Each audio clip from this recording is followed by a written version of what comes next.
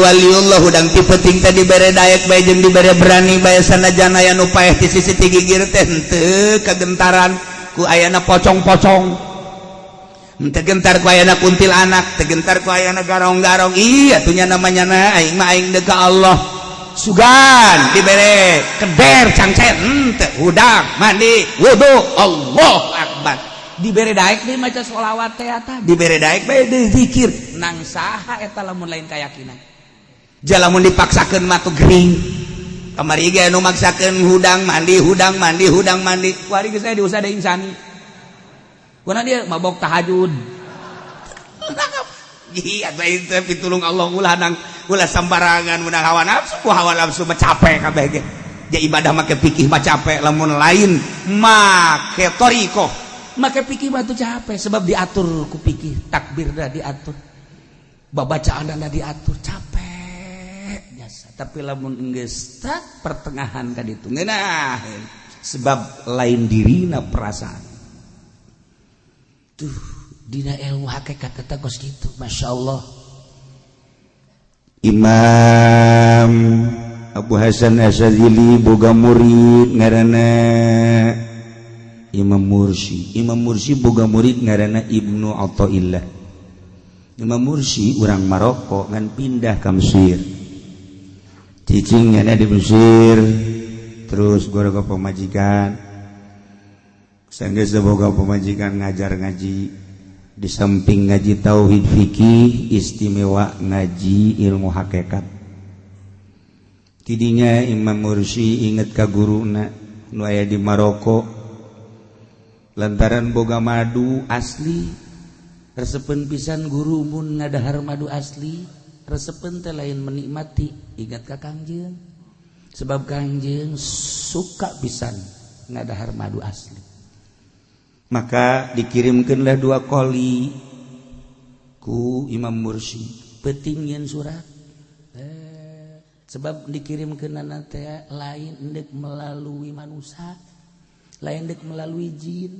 tapi langsung ka Gusti Allah dina suratna assalamualaikum warahmatullahi wabarakatuh assalamu alaikum ya syaikhi terus di jerona bahwa kaula ngirim madu 2 koli lewat laut wassalam tilmizuk wassalam murid bere Mursi langsung dikalautkeun ditepak doang laut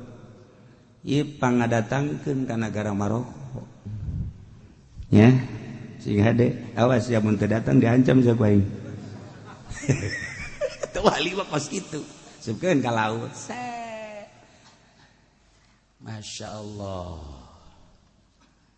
ari Imam Mursi na penting teh kapan sok ngalayangnya nama ke tempat-tempat murid ka wali-wali hiber kakarak gedeg hiber jol bae Syekh Abu Hasan Asyadzili hiber make jubah putih assalamualaikum kaget i guru maneh ngirimkeun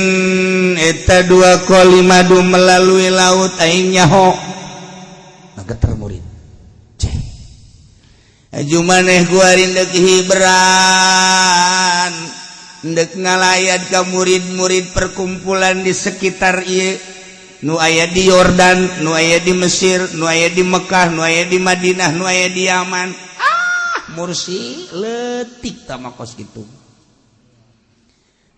aing guru sia bisa aing ngadatangkeun sia kuari ti Mesir ka Jabal Qop di Jabal Qop ka dieu deui bari teu kudu ka mana percaya sia kae oh percaya jasa ieu ulah waka dilakukeun ye kikiriman madu kos kieu ye atuh pentingan kene sia bae ka aing ka ditu hiber daripada ka murid-murid sia pohoan murid kita poho murid aing madu dikirimkeun ka laut aing cenah hibran tolol teh jebahan tuh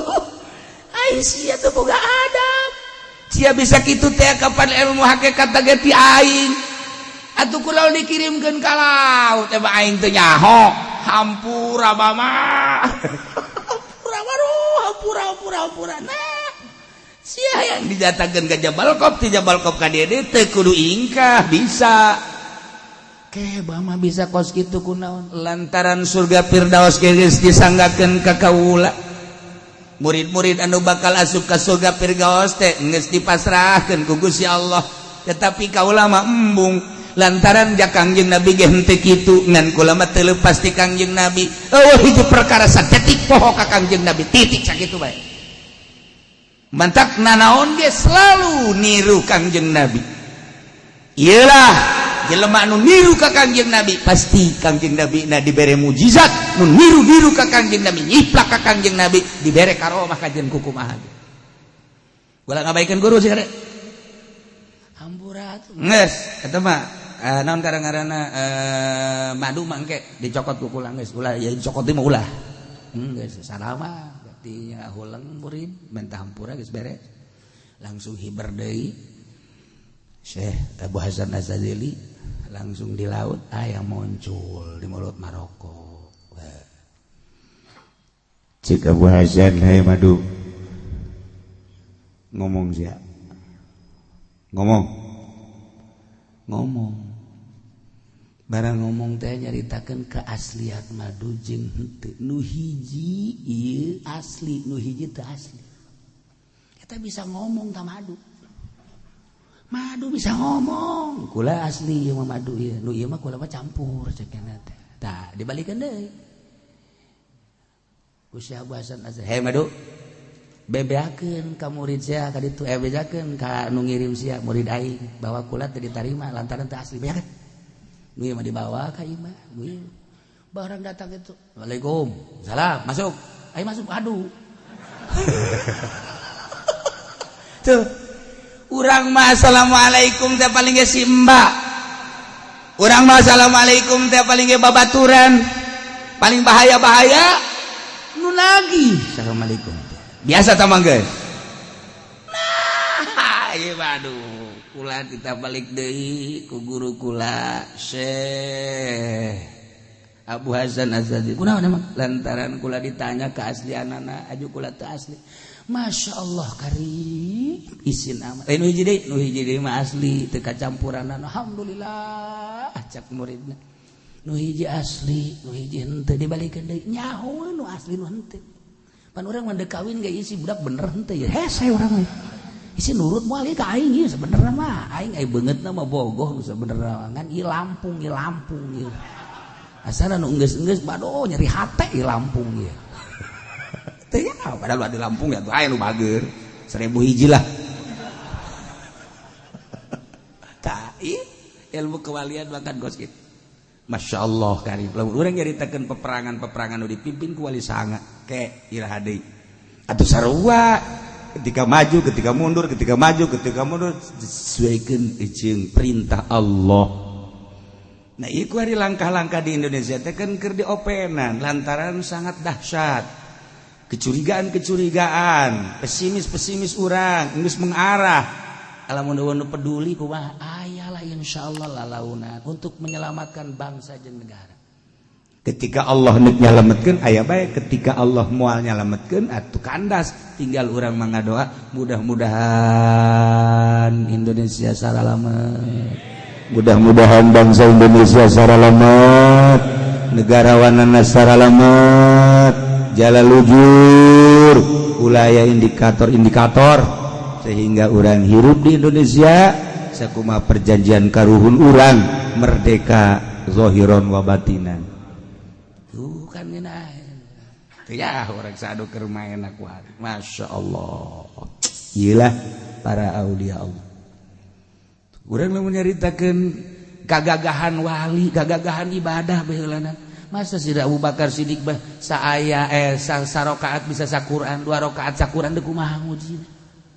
tahajud teh 2 rakaat sarakaat saquran deuk kumaha coba aya deui tadarusna penting saquran bedang saquran ayo urang mah kadang-kadang digecek-gecek waduh urang mah Quran eta ka leungit teu daekeun hayang sabulan sakali ge tamat Quran kumaha di mana Qur'anna meureun lain bulan Ramadan mah rada deres bae waliullah mah kos dararit Sayyidina Abu Bakar Siddiq radhiyallahu anhu anu ngirim susu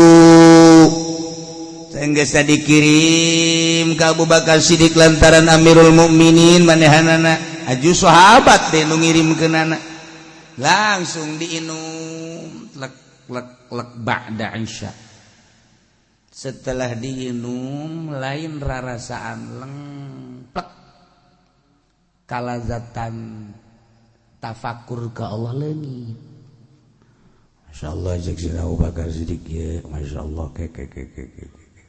ba'da nginum susu teu kadeuleu Allah. Nu biasa teu pernah teu kadeuleu Allah teh ku bantah teh ieu mah teu kadeuleu sama sekali. Sahabat di luar seueur nu ngirim susuna aya ke. Dirinya langsung nangis Sayyidina Abu Bakar Siddiq radhiyallahu anhu. Ngadoa ka Gusti Allah nu biasa ngadoa ka Gusti Allah Allah na kadeuleu ieu mah kan henteu. Langsung tepet-tepet ngadoa kadeuleu jeung teu kadeuleu mah urusan kula pamere Gusti tapi ari urusan Allah mah kan ningalikeun bae ka Gusti ka abdi Gusti nyanggakeun sadaya-daya ieu teh ya sabada ngaleueut susu kikiriman sahabat Gusti teu katempo ku abdi ayalah nyulusup ngaranna ilham rahmani asup ka jero qalbu Sayyidina Abu Bakar Siddiq colok 3 kali beres selesai doa kadeuleu ku para sahabat langsung dicolok we ku Sayyidina Abu Bakar Siddiq diutahkeun tak kalaluar susu kabeh aya nu ngalarang tuan kan teu meunang makanan kudu dicolok lain deui urusanana cik Abu Bakar Siddiq kepan deui beritana kaluarkeun kabeh setelah dikaluarkeun kabeh satetes acan Allah kadeuleu deui kakarak dirinya pidato Abu Bakar Siddiq bagi jelema nu berhikmah hati-hati tina makanan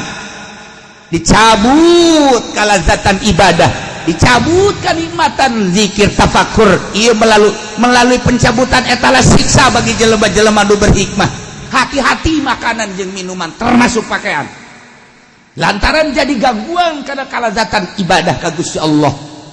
atupan ku ari mah kiaina ge diberean ku bupati malah proposal sabarapun kamaripun oh sakali ngariung 3 juta minta tambah deui eta kan teu beres makanan anu asup di pamarentah geus moal beres cak kula moal yakin moal sebab pajak kiai nu sok ngadahar duit di pamarentah deleukeun datang ka lazat bagi ibadahna moal 100%. Lain sombong 100%. Seluruh waliullah nyaritakeun. Sayyidina Abu Bakar Siddiq bae, Sayyidina Abu Bakar Siddiq tang ngadahar susu pamere orenganan ditanyakan ku Sayyidina Abu Bakar Siddiq, "Ceng, mun cara urang mah, ieu susu nu saha nu abdi?" Haju eta kumaha kok bisa naon karang-karana ngahalangan ki wallahu alam cek kana ieu mah embe abdi diperet-peret ku abdi disanggakeun ka tua jasa kitu abdi henteu macem-macem doa deui ka Gusti Allah nangis katingali ku Sayyidina Abu Bakar Siddiq minta penjelasan secara hakiki Gusti ari ieu susu kunaon bisa kos kitu oh embe nanya tuan kajukut batur. Ya Allah ya Rabb, ya Allah ya Rabb, ndek jadi ahli hakikat teh geus lain sambarangan emang kumaha gitu. Badak lamun aya jelema ngaku-ngaku ahli hakikat atawa katempona ku urang berhakikat tapi ngagabrus bae duit pemerintah dilebok kunyana, duit teu karuhan dilebok kunyana, bohong. Tama lain ahli hakikat, hakeko. Dukun tama kos gitu. Masya Allah iyalah ketika kisah Abu Hasan As-Sadzili diberi informasi ku salah satu muridna mama hampura murid-murid anu lain maku abdi tos dipandu sesuai jeung perintah mama teh alhamdulillah aya dina kausulan ka Allah baik anu ustad maupun anu kiai anu salah lantri pedagang-pedagang ya alhamdulillah loba anu diberikan nikmatan tadarru ibadah ka Gusti Allah tapi aya hiji kiai teu daek usul-usul ka Gusti nyangakeun sadaya-daya di mana tuh di Uzbekistan sangarana Pulan datang langsung ka ditu kabeneran nyana keur aya di sawah. Assalamualaikum. Salam. Oh, mah aja. Ayo maneh keur di dieu keur naon ieu maneh di dieu keur naon? Nyawa. Maksud nyawa naon? Apaan? Embe ge kudu dibere nyatuan. Geus kula ieu telanget tangan kanan paranteneangan jukut jang maraban embe. Urang mah pajar kitu bae maksudna mah lain kitu. Sia mah kudu dijabarkeun mah hese jeung bodoh mah. Maksudnya dengan katuh ieu jang dagang jang usaha neangan penghasilan jang ngahirupan awak jadi awak teh dianggap embe leungeun kenca leungeun kenca disebujikeun untuk tadarruk ka Gusti Allah maksudna henteu dipake digawe berarti bagi dua hakek asli nama bagi dua berarti ieu teh jang 50% usaha 50% ibadah ayat tadu di leungeun maneh naon cek Imam Abu Hasan Asyadzili ieu hasil tani abdi bubuahan jang naon jang para pembe nyana maksudna jeung pamajikan jeung anak kuari lain urusan hasil-hasil kos itu gampang tapi maneh teh ieu teu daek usul ka Allah leuwih berat ka dunya batan ka Allah tasbih mah dibabawa ceramah mah sapeuting 3 panggung oh riungan mah geus pohara ngaji mah pohara tapi hate maneh ka dunya bae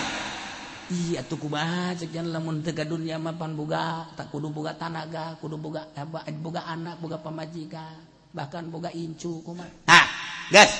ngomong jeung nu kos kieu mah hararese sebab dalil ngabereleng bae dalil lah ngabereleng bae jang diri lah jang pamajikan lah jang anak lah nah ya gas kieu bae balangkeun coba eta bubuahan balangkeun set jadi orai karak dauleng cokot imbung sieun ai tadi cokot eta teh bubuahan imbu jadi si besi nyantok nah sia ieu kiai-kiai kagegel orai kabeh kagegel orai ta kiai teh bentukna Avanza bentukna Fortuner bentukna naon deui gara Pajero bentukna naon deui hayu ngomong sia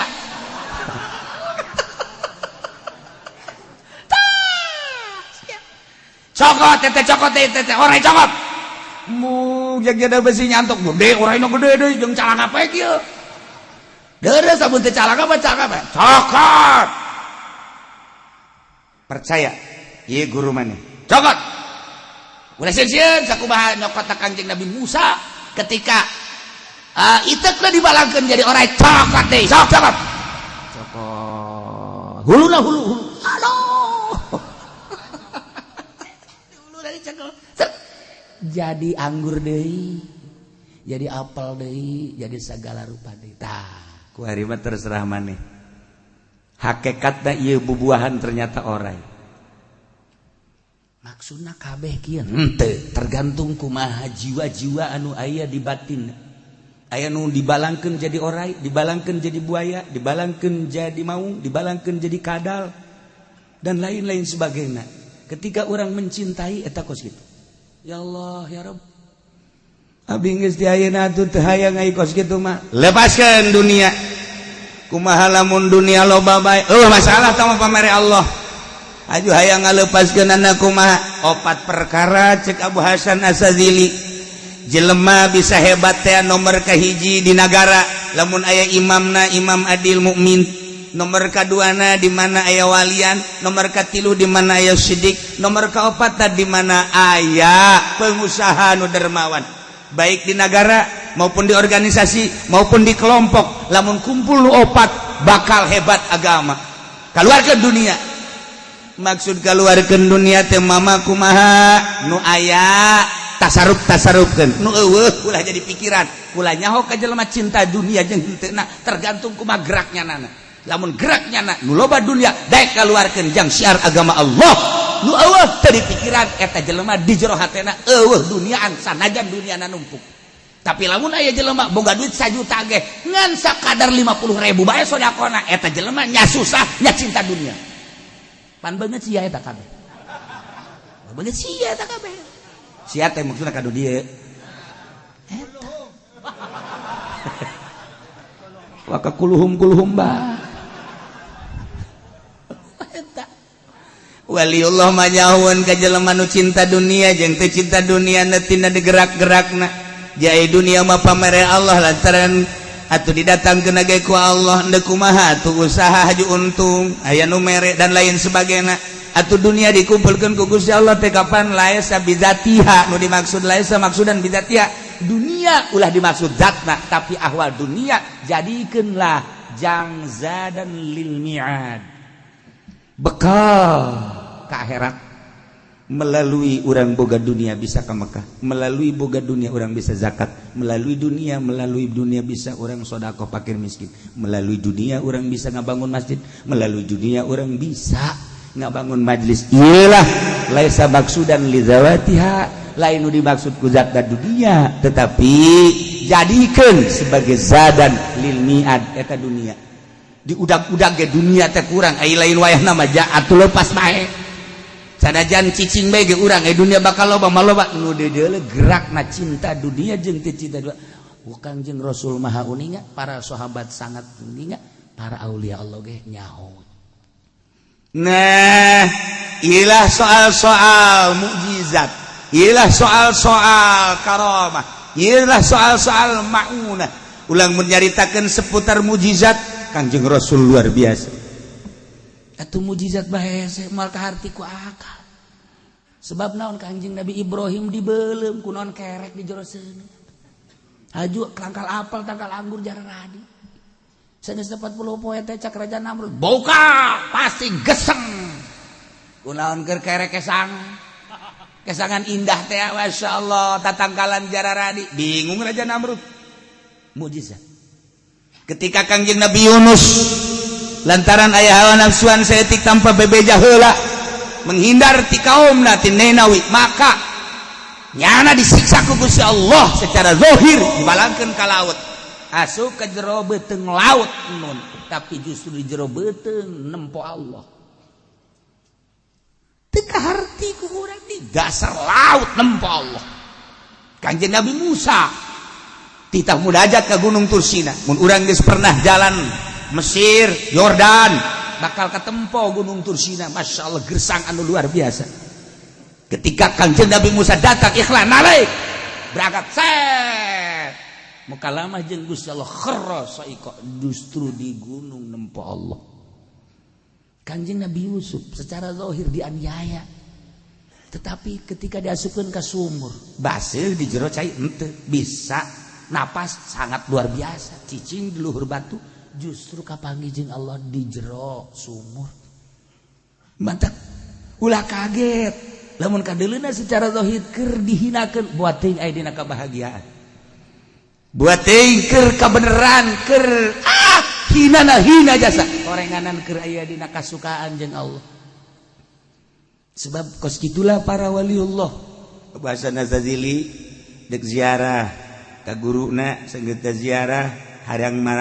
marilu kabeh seunggeusna hayang marilu teu bisa katahan milu aya meureun bangsa sekitar 50-an mamilu begitu datang ka makom aduh cek bahasan ieu zarah teu beres ya lantaran aya jamaah-jamaah anu sangat cinta dunia ayeuna bahasana sajili nemu ka baju kabeh dibuka make ihram doang make baju ihram doang ketika make baju ihram kunaon murudul di gunung kudung di mamanan sasalaman kabeh ribuan jelema bingung murid-muridna geus beres sasalaman lobaan para wali-wali Allah nyana karek make baju biasa deui kan ditanya mama kunaon sih make bubuka lantaran mama ieu sebenarnya mah ngadidik marane maneh mah bu ibadah teh kudu make sorban nu bagus bae bu make baju kudu mahal bae samping lamun teu tamer teu jadi maneh mah pohara jasa kitu kene kendaraan nah eta teh hahalang ka Allah mantap kukuda dibuka ieu baju teh jadi penghalang nya maneh sebenarnya mah geus ketika make ihram maka langsung ka Gusti Allah datanglah para wali-wali Allah tuh urang makan kudu make jas bae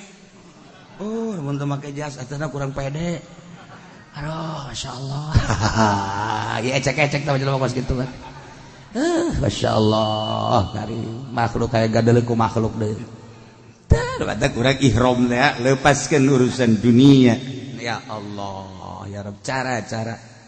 ibadah ka Gusti Allah mantap para waliullah lamun ti peuting kadang-kadangnya nama make kaos ibadah ka Gusti Allah beda jeung pikih mah bersyukur make baju nu bagus lantaran diberen imat ku Gusti Allah tapi lamun kagak bawa ka jero hate keur tahiyat kieu bagus amat ieu baju mahal gara ieu baju manya ibadah kos kitu teh bekas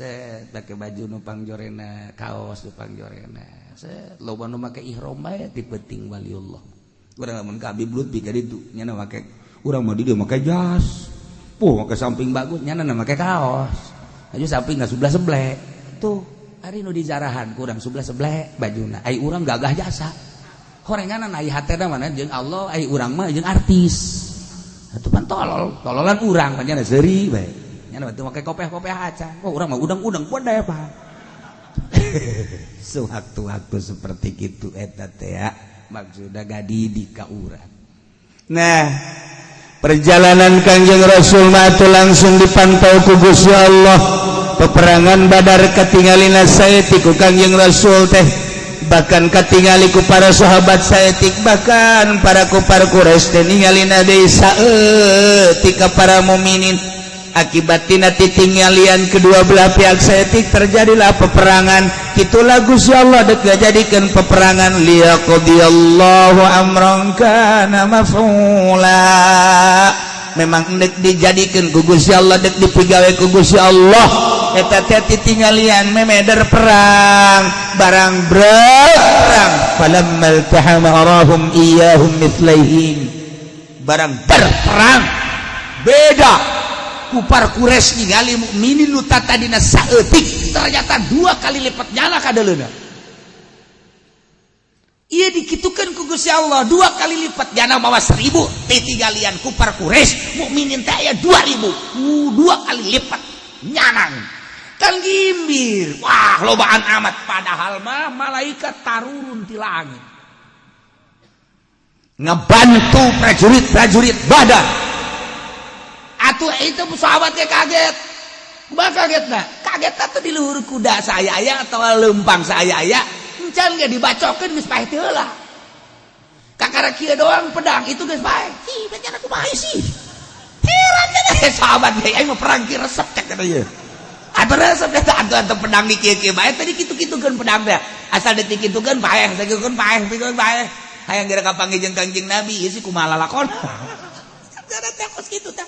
ngan aya suara-suara di luar suara makhluk biasa isaha aya nu nempo sosok kitu kuda kitu ditumpakan ku jelema make jubah hejo aya nu nempo anu suarana doang kagetlah sahabat paraeh kufar Quraisy termasuk Abu Jahal selesai bebeja ka Kangjeng geus surti maneh manggih kaanehan kan mohon aya suara-suara kan mohon aya nu nempokan maka jarubah etalah bantuan Allah malaikat diutus padahal mah teu kudu kitu Gusti Allah urangna bae dijieun gagah tetapi kos kitulah sunnatullah Allah deuk nyalametkeun ka urang maka Allah lah anu bertindak geus Allah deuk nyalametkeun urang babarieun Gusti Allah mah musuh kadeuleuna saeutik urang kadeuleuna saeutik ketika der musuh neuleuh urang teh lobaan atuh der bae tah ieulah rahasia di balik rahasia nu urang teu bisa mukakeun hanya Gusti Allah nu boga mantap wa ilallahi turja'ul umur ka Gusti Allah hungkul dibalikeun sakabeh perkara tinggal urangna bae kuari urang tata keyakinan urang ka Gusti Allah Subhanahu wa ta'ala. Mudah-mudahan orang diberi cinta jasa ka Gusti Allah, cinta pisan ka Kangjeng Rasulullah Muhammad, cinta jasa orang ka khulafaur rasyidin, cinta orang ka para aulia-aulia Allah, cinta orang ka para sholihin-sholihin, sehingga orang di akhirat dihijikeun di bawah bendera Kangjeng Rasulullah babarengan jeung ahli Allah menuju surga Allah Subhanahu wa taala. Leuwih-leuwih urang cinta ke ahli Badar sebagai